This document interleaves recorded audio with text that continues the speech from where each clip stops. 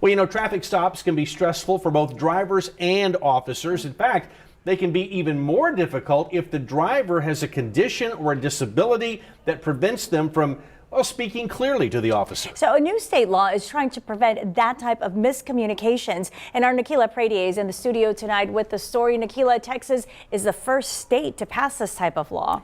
And Katia, it actually builds on a program that already exists here in Texas. It'll give officers more notice about any potential communication issues with drivers, and advocates believe that this change can ultimately save lives.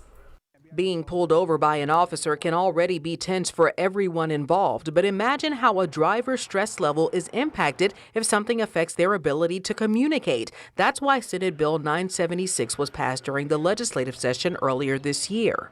My brain is wired differently, making communication a challenge. The law was named after Samuel Allen, a San Antonio man with autism who now advocates for others like him. The bill allows people with a health condition or disability that impacts their communication, like autism, Asperger's, or even PTSD, to indicate it when they register their vehicle. So during a traffic stop, the officer can have that information before approaching the vehicle. As soon as an officer pulls somebody over, when they pull the license plate, it'll automatically have that attachment to that license plate and registration. New Essex County Tax Assessor Collector Kevin Kieschnick's office handles vehicle registration and licenses. He believes the new policy protects both the officer and the citizen. Trying to eliminate one potential miscue or misstep or misunderstanding can go a long way. This is going to, I think, help us in the law enforcement community a lot. DPS Sergeant Nathan Brandley says the law can help prevent escalation during traffic stops because of miscommunication. You already know going into it that there's going to be some type of a communication barrier, so you know you're going to have and be able to use those tools